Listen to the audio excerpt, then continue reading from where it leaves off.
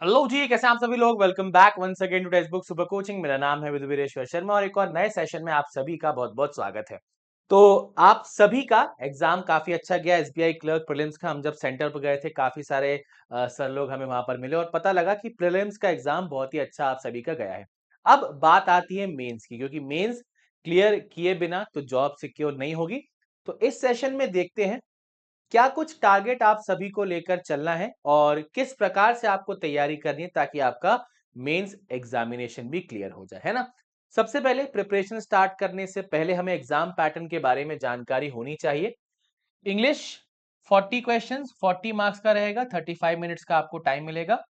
Quant 50 questions 50 marks 45 minutes का आपको time मिलेगा। फिर आपको दिया reasoning and computer. Sir reasoning और कंप्यूटर साथ में तो दिया हुआ है, लेकिन कंप्यूटर के क्वेश्चन आते नहीं है। पूरे के पूरे क्वेश्चन रीजनिंग के आते हैं। 50 क्वेश्चन 60 मार्क्स 45 मिनट्स होगा। कुछ क्वेश्चंस यहाँ पर ऐसे होते हैं जिनका वेटेज 2 मार्क्स भी होता है। ऐसे general awareness 50 question 50 marks, total 200 marks का आपका पेपर होगा और 2 आवर्स 40 मिनट्स आपको मिलेंगे इस पेपर को अटेम्प्ट करने के लिए। अब अगर गूगल पर आप जाकर टाइप करेंगे SBI clerk mains ex serviceman cut off, तो आपको कोई सॉलिड डेटा नहीं मिलेगा कितना कट ऑफ गया था लास्ट ईयर। बट मैंने काफी सारे स्टूडेंट्स के स्कोर कार्ड को चेक किया, तो वहां पर से मुझे डेटा मिला है। दिल्ली, मध्य प्रदेश, उत्तराखंड, हरियाणा और महाराष्ट्र का डेटा मुझे मिला है।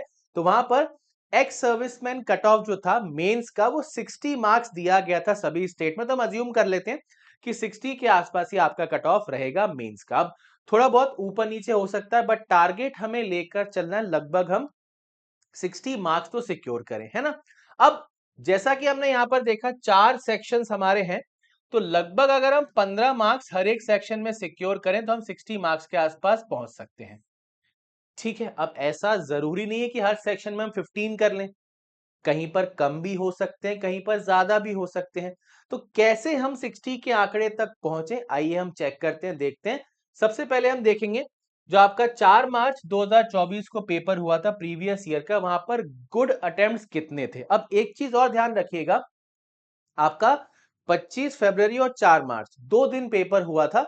25 फरवरी का पेपर थोड़ा सा मॉडरेट लेवल का था और 4 मार्च का पेपर आपका थोड़ा इजी लेवल का था। इसलिए आप देख सकते हैं यहाँ पर अटेम्प्ट्स थोड़े आपको अच्छे देखने को मिल रहे हैं। ये अटेम्प्ट्स आपके काफी कम थे अगर आप 25 फरवरी के पेपर को कंसिडर करेंगे तो रीजनिंग में लगभग 30 के आसपास, क्वांट में लगभग 29 के आपका आसपास का आपके अटेम्प्ट, इंग्लिश में आपके 28 के आसपास और जीए में आपका, क्योंकि जीए आपका एक अच्छे लेवल का यहां से निकल कर आया था। अब हमें तो भैया इतने नहीं करने, हमारा टारगेट है 60। तो 60 के आसपास आप आराम से इसके अगर हाफ हाफ अटेम्प्ट भी करेंगे तो भी आराम से आप 60 तक पहुंच जाएंगे, है ना।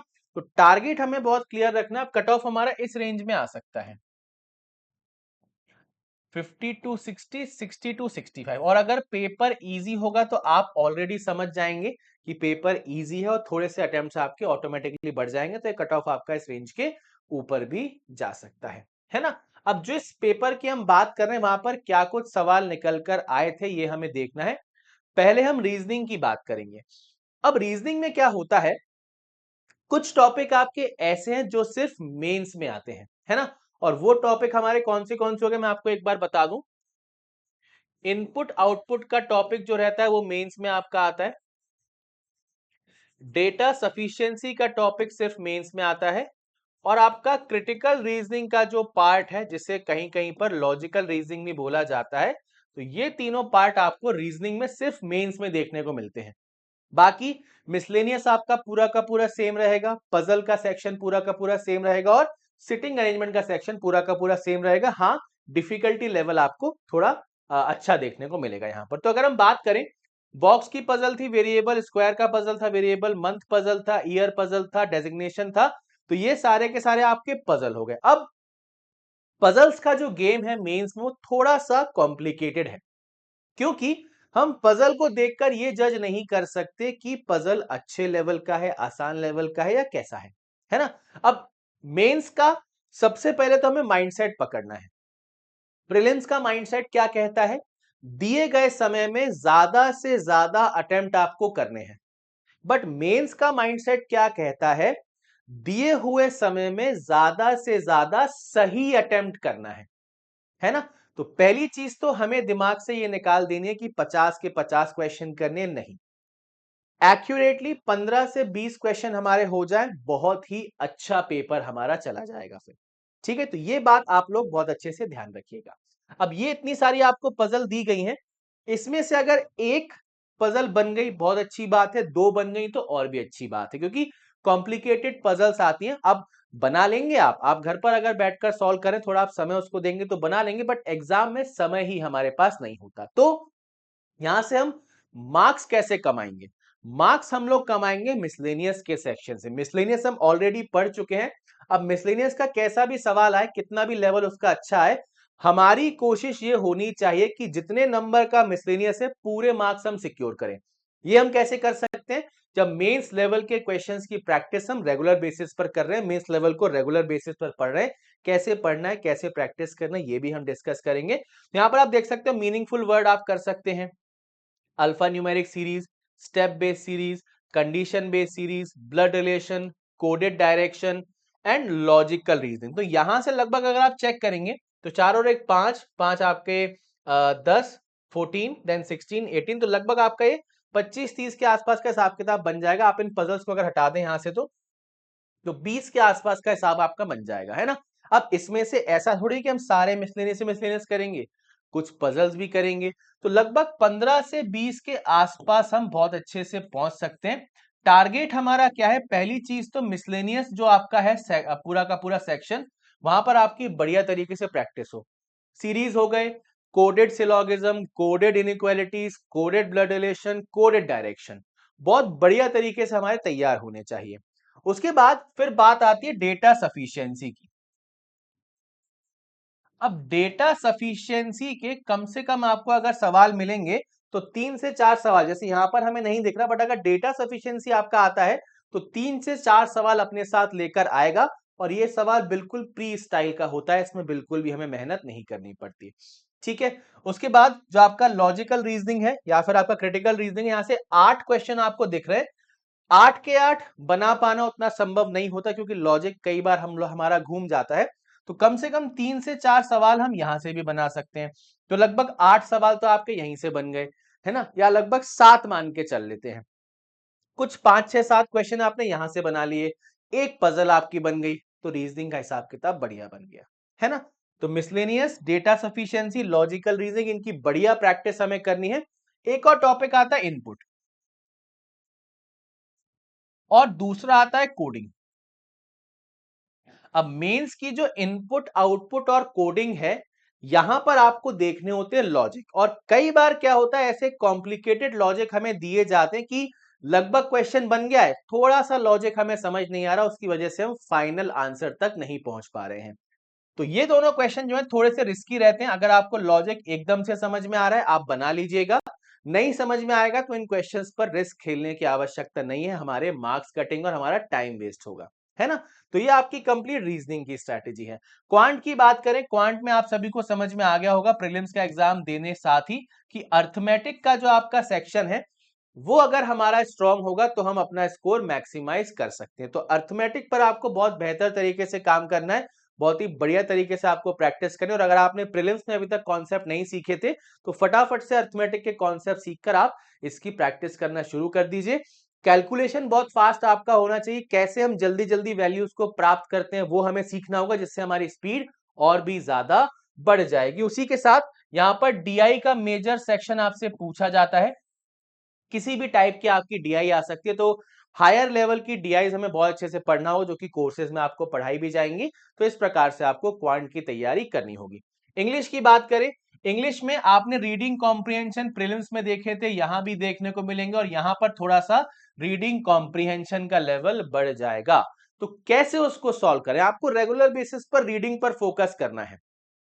आप न्यूज़पेपर पढ़ रहे हैं, आप ऑनलाइन आर्टिकल्स पढ़ रहे हैं, जहां से भी आप पढ़ें, क्योंकि आपको पता है रीडिंग कॉम्प्रिहेंशन लगभग अगर आप मानकर चलें पेपर या ऑनलाइन आर्टिकल से ही आपको देखने को मिल जाते हैं। कई बार एज इट इज आपको पूरा का पूरा आर्टिकल देखने को मिल जाता है, आपने प्रीलिम्स एग्जाम में भी देखा होगा। तो आपको मेजर फोकस करना है रीडिंग पर। आप किसी भी सोर्स से रीडिंग कर सकते हैं, बट अगर आप न्यूज़पेपर और ऑनलाइन आर्टिकल से अपनी पढ़ाई कर रहे हैं तो हो सकता है आपके पास सेम आरसीबी देखने को मिल जाए पेपर में। तो रीडिंग एक बार आपकी बढ़िया होगी तो रीडिंग कॉम्प्रिहेंशन का काम आपका बन जाए, क्योंकि आपके 2 रीडिंग कॉम्प्रिहेंशन यहाँ पर आने वाले हैं। कुल मिला के 15 क्वेश्चन है, 15 में से अगर हम 8 से 10 भी बना लें, हम बहुत अच्छी कंडीशन में आ जाएंगे।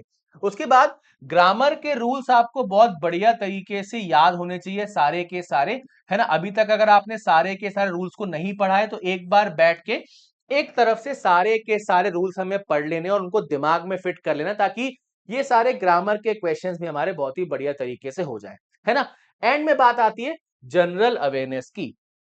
अब जनरल अवेयरनेस के साथ सबसे बड़ी दिक्कत क्या है, हमने प्रीलिम्स में इसको नहीं पढ़ा हुआ है ना। और सिलेबस इसका इतना ज्यादा है कि बहुत जल्दी से हम इसको कवर भी नहीं कर सकते हैं, है ना। तो अगर आप डेली बेसिस पर करंट अफेयर्स फॉलो करते हुए आ रहे हैं तो बहुत ही अच्छी बात है, आप डेली बेसिस पर फॉलो करिए, आप काफी अच्छी पोजीशन में रहेंगे। बट अगर किसी कारणवश आप डेली बेसिस पर फॉलो नहीं कर पाए हैं तो फैकल्टी द्वारा आपको 6 से 8 महीने के करंट अफेयर्स पढ़ने का बोला जाएगा, जो महीने अभी आपके चल रहे हैं। यहां पर आप डेली बेसिस पर चीजों को कवर करें, और जो महीने आपके ऑलरेडी बीत चुके हैं तो आपको उसकी मंथली कैप्सूल या मैगजीन प्रोवाइड करवाई जाएंगी, है ना।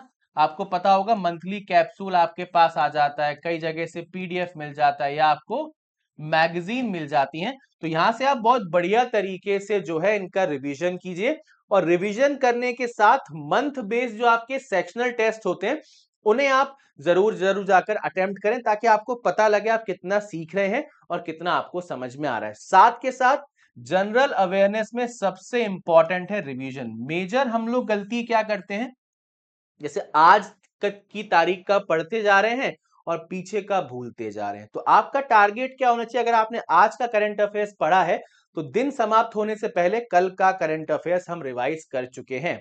या फिर डेली बेसिस पर आपको करंट अफेयर्स की क्विज मिल जाती हैं, शॉर्ट आपको सेक्शनल टेस्ट मिल जाते हैं, तो वो सब आपको डेली बेसिस पर अटेम्प्ट जरूर करना होगा, ताकि आपके जो करंट अफेयर का सेक्शन है वो बहुत अच्छे से बन जाए। अगर आप किसी स्टूडेंट से पूछेंगे कि भैया मेंस आपका कैसे क्लियर हुआ, तो मेंस में सबसे ज्यादा स्कोर करंट अफेयर्स में जो करता है उसका मेंस बहुत बढ़िया तरीके से क्लियर हो जाता है ना। अब बात आती है मॉक टेस्ट की। अब प्रीलिम्स का मॉक टेस्ट तो हम आसानी से दे देते हैं, क्योंकि 1 घंटे का कमिटमेंट वो मांगता है हमसे। बट यहाँ पर 2 घंटे 40 मिनट का कमिटमेंट हमसे मांग रहा है, और डेली बेसिस पर इतना समय हम नहीं निकाल पाएंगे। तो सबसे पहले आपको क्या करना है, स्टार्टिंग के 7 दिन आप बढ़िया तरीके से पहले जो है अपना बहुत बेहतरीन तरीके से आप मेंस के लिए प्रैक्टिस कीजिए। प्रैक्टिस कहां से करेंगे, आपको सेक्शनल टेस्ट दिए गए हैं, मेंस के जो आपके सेक्शनल टेस्ट हैं वहां से आप क्वेश्चंस को पिक कीजिए, उसकी आप प्रैक्टिस कीजिए, और हर एक सब्जेक्ट के सारे सेक्शनल टेस्ट आप पहले खत्म कर लीजिए। उसके बाद आपको कोशिश करनी है कि हफ्ते के कम से कम हम 2 फुल मॉक लगा पाए, क्योंकि इतने लंबे समय तक बैठने की हमें आदत भी नहीं होती, तो एक हैबिट हमारी बनेगी, और पूरा का पूरा मॉक एक साथ कैसे अटेम्प्ट करते हैं ये भी हम सीख पाएंगे। बट अगर समय बिल्कुल नहीं मिल रहा है तो कम से कम एक फुल मॉक तो आपको अटेम्प्ट करना ही है ना। तो इन सारी चीजों को बेहतरीन तरीके से हमें फॉलो करना है और बहुत अच्छे से अपना एग्जाम जो है क्लियर कर लेना है। अगर हम क्लर्क मेंस की क्लासेस की बात करें तो सारथी बैच ऑलरेडी हमारा स्टार्ट हो चुका है, जहां पर बहुत ही शानदार तरीके से मेंस का कंटेंट आपको पढ़ाया जा रहा है। इसमें रीजनिंग की क्लास डेली बेसिस पर दोपहर 3 बजे होती है। तो अगर आप इस पर्टिकुलर कोर्स में एनरोल्ड हैं तो सारी की सारी क्लासेस को लाइव देखने की कोशिश कीजिए, ताकि आपकी प्रैक्टिस ही बहुत अच्छे से हो जाए, और कोई डाउट अगर आपके मन में रह जाए तो आप उसको लाइव हमारे साथ क्लियर कर सकते हैं। उसी के साथ यूट्यूब की अगर बात करें तो YouTube पर जो हमारी सुबह 10 बजे वाली क्लास है रीजनिंग की, वहां पर हम एसबीआई क्लर्क मेंस के बहुत ही अच्छे अच्छे क्वेश्चंस की प्रैक्टिस कर रहे हैं। अभी मैंने कुछ दिन पहले प्रीवियस ईयर पेपर वहां पर कंप्लीट किए हैं। तो अगर आप दोनों क्लासेस को रेगुलर बेसिस पर देख रहे हैं तो आप मेंस के लिए बहुत ही शानदार तरीके से तैयार हो जाएंगे, है ना। तो अगर आप कोर्स ऑलरेडी एनरोल्ड है बहुत अच्छी बात है, बट अगर आप एनरोल करना चाहते हैं तो कूपन कोड विधु लगाकर एनरोल कर सकते हैं। और अगर आप टारगेट कर रहे हैं आने वाले आईबीपीएस या आरआरबी के एग्जाम, तो आप फाउंडेशन बैच में एनरोल कर सकते हैं। यहाँ पर हर एक टॉपिक हर एक सब्जेक्ट आपको बिल्कुल जीरो लेवल से पढ़ाया जा रहा है एडवांस लेवल तक। यहाँ पर भी कूपन कोड आपका सेम ही रहेगा, विधु VIDHU। साथ के साथ रीजनिंग की किसी भी क्लास का नोटिफिकेशन अगर आप प्राप्त करना चाहते हैं तो Vidhu Sharma sir text book मेरा टेलीग्राम चैनल है, इसे आप ज्वाइन जरूर कर लीजिए। तो प्रीलिम्स हमारा बहुत अच्छा गया है। अब मेंस में हमें ताबड़तोड़ प्रदर्शन करना है और मेंस को भी क्लियर करके इस बार एसबीआई क्लर्क में जॉब सिक्योर कर लेनी है। ठीक है भाई, तो कोई भी डाउट, कोई भी सवाल आपके मन में हो तो आप कमेंट में मुझसे पूछ सकते हैं। आपके सारे के सारे सवालों के जवाब मैं जरूर दूंगा। मिलते हैं एक और नए सेशन में काफी जल्दी textbook banking YouTube channel पर। तब तक के लिए bye bye and take care everyone.